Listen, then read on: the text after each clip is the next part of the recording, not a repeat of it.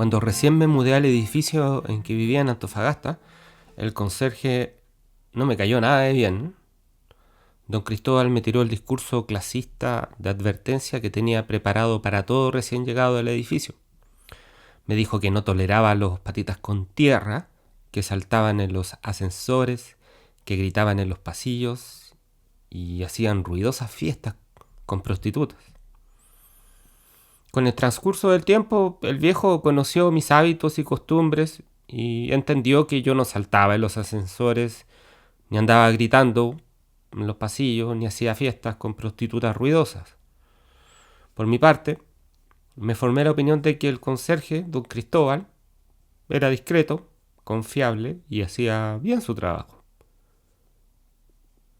Un día, por cortés hipocresía, le dije al conserje que nos tomáramos un vino.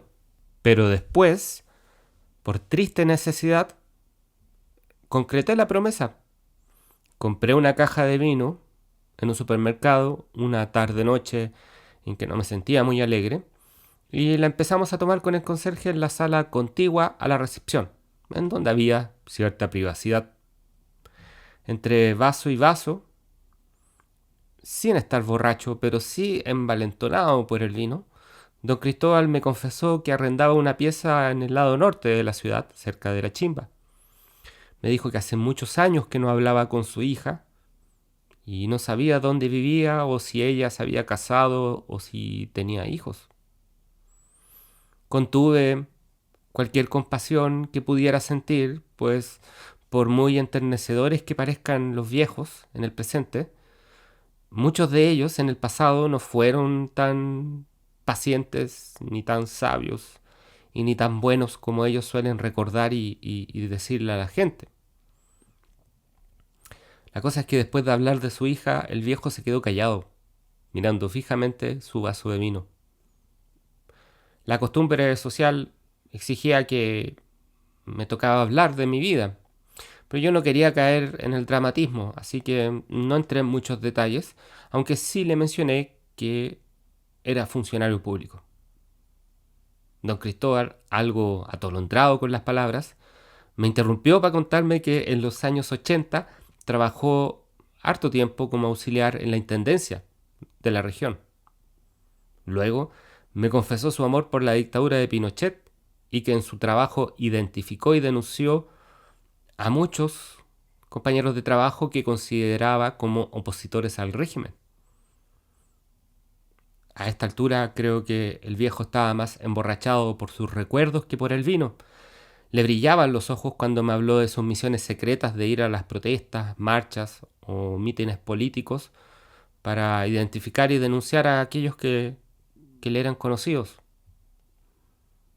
Yo no estaba borracho, pero sí amargado, así que le pregunté cómo podía sentirse orgulloso de haber sido un sapo pinochetista. Don Cristóbal se quedó en silencio, probablemente sorprendido por mi reacción. No tener con quién conversar puede ser muy deprimente, pero no hay una soledad que sea lo suficientemente oscura como para tener que aguantar la mala compañía de otro ser humano. Así que tomé mis cigarros y me fui. No sabía si sentirme mal por haber tomado vino con alguien de tan baja estofa moral o por lo chocante que era no percibir ni el más mínimo rastro de remordimiento en el conserje. Pero es que el mundo no es justo, y de hecho un buen ejemplo de ello es el héroe de don Cristóbal, el conserje, el ex dictador José Augusto Ramón Pinochet Ugarte, a quien la justicia chilena solo logró condenarlo por malversación de fondos en un caso vinculado al banco RIX de Estados Unidos, en el cual se le encontraron distintas cuentas secretas. La Corte Suprema chilena ordenó la incautación de 1.6 millones de dólares a su familia por este caso. Pero gracias a una supuesta demencia irreversible, Pinochet salió impune de sus otras tropelías. En diciembre del año 2006 murió sin ser condenado por sus crímenes de tortura, ejecución y desaparición forzada que dejaron más de 40.000 víctimas y miles de exiliados. Esta impunidad había sido predicha por el entonces presidente de Chile entre 1990 y 1994, don Patricio Aylwin, que dijo lo siguiente: sabemos que por las limitaciones propias de la condición humana, la justicia perfecta es generalmente un bien inalcanzable en este mundo, lo cual no obsta a que todos anhelemos siempre la mayor justicia que sea posible. Aylwin no decía esto para dárselas de sabio, sino para preparar a la gente de muchas injusticias que se iban a producir en el futuro. Y es que la impunidad de Pinochet fue el precio a pagar para que el dictador y ladronzuelo entregara el poder y asumiera un rol, entre comillas, obediente en la democracia chilena de los años 90.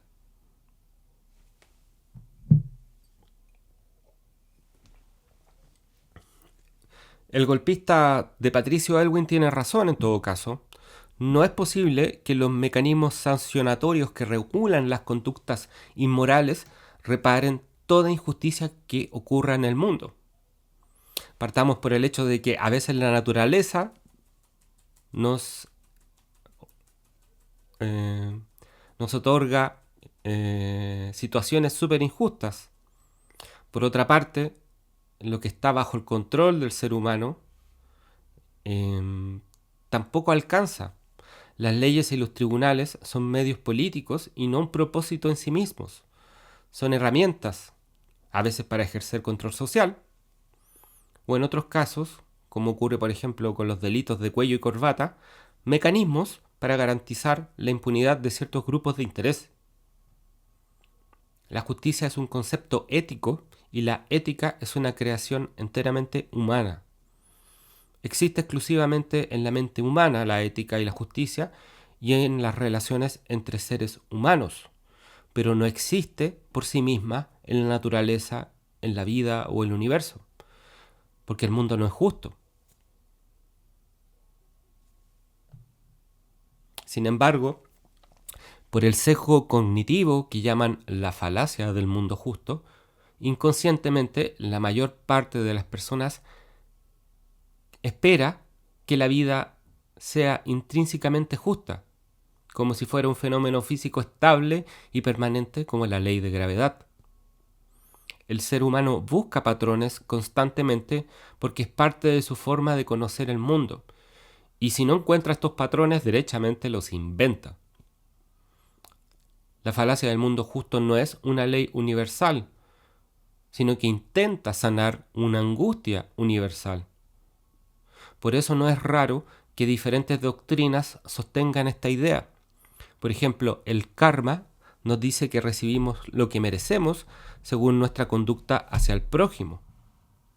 La ley de atracción asegura que modificamos la realidad con nuestro pensamiento, para bien o para mal. Y el chanta de Paulo Coelho afirma que cuando se desea algo de verdad, el universo entero conspira para obtenerlo. En síntesis, el pensar que el mundo es justo implica la idea que lo bueno y lo malo que le pasa a alguien depende totalmente de esa persona. La falacia del mundo justo hace que la gente renuncie a corregir las injusticias de este mundo, en circunstancias de que la justicia depende completamente de que los seres humanos tengan el conocimiento, la voluntad y la facultad para ejercerla. La falacia del mundo justo lleva a las personas a aceptar situaciones que son abiertamente desiguales, tal como ocurre con la ley del karma en la India, la cual es una forma de justificación del sistema de castas hindú, en el que una persona nace, vive y muere perteneciendo siempre a la misma clase social.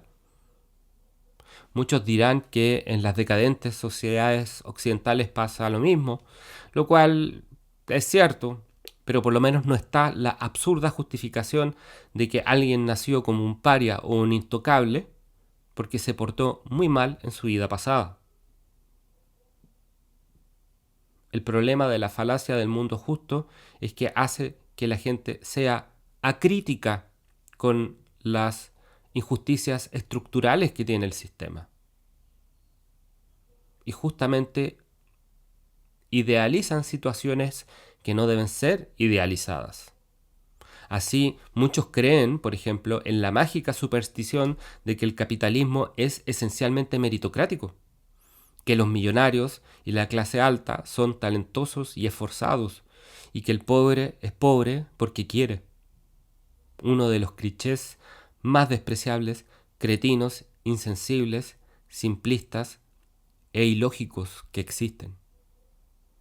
Porque está comprobado que la prosperidad económica de alguien depende en gran medida de varias condiciones sociales de las cuales un individuo no es responsable, como los niveles de educación que sus padres le puedan proporcionar, como las condiciones de la vivienda en las cuales creció un ser humano o el acceso a la salud que tuvo, entre muchos otros factores. Sin embargo, juicios voluntaristas, como la arenga de Nicolás Massú de que nada es imposible, ni una weá, prenden el entusiasmo de las personas porque les engaña y seduce con la mentira de que uno es capaz de lograr cualquier cosa. Aquellos que creen de forma literal en frases como estas consideran que las personas son totalmente responsables de lo malo y lo bueno que les pasa.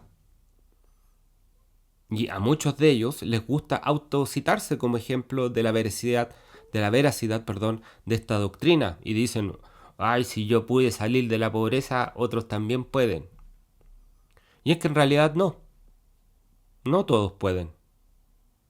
Los relatos de la gente que vence adversidades y que alcanzan cierto éxito material, a pesar de sus orígenes modestos, son historias excepcionales. Son historias excepcionales de personas situadas en circunstancias poco frecuentes o que en ningún caso constituyen la regla general en la que se halla la totalidad o la gran mayoría de la población.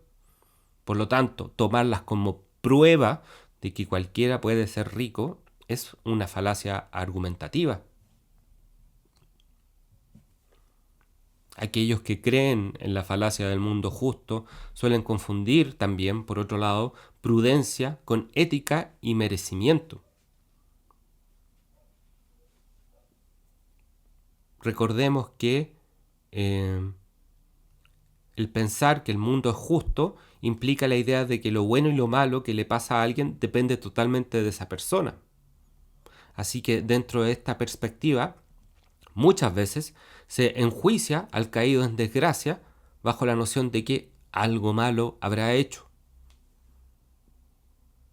Claro, sin duda, una persona cuando toma malas decisiones o actúa de forma imprudente, sin duda existen más posibilidades de que reciba un daño de parte de otros o de la naturaleza. Además, quizás la falta de juicio o imprudencia de estas personas sea tan notoria que en realidad pone muy difícil empatizar con la persona. Pero eso no quiere decir que esta persona merezca aquella desgracia. No quiere decir que no merezca justicia y empatía.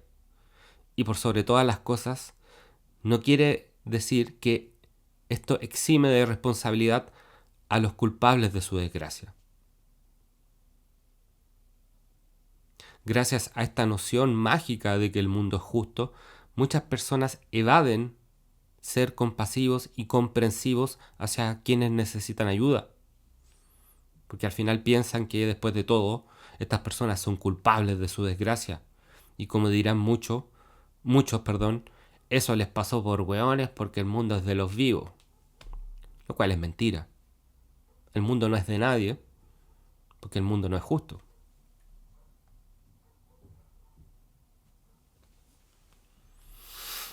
Mientras fumábamos un cigarro después del almuerzo, el otro día le conté la historia del conserje a José, un auxiliar de la oficina, quien en tono pastoril me comentó que su abuelita decía que todo se paga en esta vida y que las malas obras cometidas en el pasado le pasaron la cuenta al conserje y que por eso estaba más solo que un curado cagao.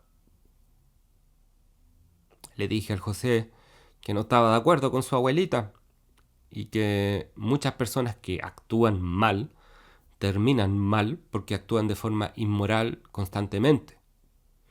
Y por ende, inevitablemente, las consecuencias de sus actos generan repercusiones colaterales que les terminan afectando, hacen daño en su vida y aquellos que sufrieron ese daño, en la medida de que puedan hacerlo, se desquitan con ellos. No es que el universo conspire en contra de la gente mala, porque injusticias sin reparación se dan a cada minuto y justamente por algo encabecé este episodio hablando de Pinochet. La justicia no es magia ni una ley natural. Todos hemos comprobado en nuestras propias vidas que injusticias ocurren constantemente y que esta especie de ley del karma no ocurre siempre. Y si es que llega a ocurrir, este supuesto castigo que el universo le da a una persona mala no siempre es proporcional al daño que cometieron. En fin, meses después de haber tenido mi cita con el conserje y la caja de vino tinto, la Carola, mi polola de aquella época, fue a dejarme una encomienda y yo no estaba en mi departamento. El conserje, cuando recibió el paquete, le preguntó: ¿y usted cuál de todas las amigas de don Elías es? Posteriormente tuve que enfrentar el enojo de Carola, darle explicaciones y convencerla de que no le estaba siendo infiel. Le expliqué que el conserje seguramente se confundió y se refería a un tiempo atrás, cuando recién yo había llegado a la ciudad y salía con varias mujeres sin comprometerme con ninguna de ellas. Sin embargo, don Cristóbal, como encargado de la puerta del edificio, había visto innumerables veces a mi polola Carola y sabía que era la única mujer que me visitaba desde hace un tiempo. Así que, en busca de algo de justicia, fui al departamento de la señora Olga, la presidenta de la comunidad del edificio, para denunciar la indiscreción de don Cristóbal, el conserje. Me abrió la puerta una señora de unos 70 años y de pelo color rojo furioso. Me sirvió un té, prendió un cigarro y escuchó mi denuncia. Cuando terminé de contar la indiscreción del conserje, la presidenta de la comunidad del edificio me dijo que me tranquilizara, lo cual no ocurrió, ya que inmediatamente le reclamé que era inconcebible que contrataran a un sapo pinochetista. Fumando con tranquilidad, la señora Olga volvió a decirme que me tranquilizara y me contó que conocía a don Cristóbal de los tiempos en que ambos trabajaron juntos en la intendencia y que no tenía ninguna duda de que era la persona más reservada, honrada y confiable de Antofagasta. Le di las gracias por la taza de té y me fui. Sin duda, el mundo no es justo. Muchas gracias por escuchar este episodio de Ideas de Bolsillo. Les agradezco enormemente que me den tiempo o se den el tiempo para escuchar mis volúmenes y les deseo lo mejor, que se cuiden mucho y nos estamos escuchando en una próxima oportunidad. Que estén bien. Chao, chao.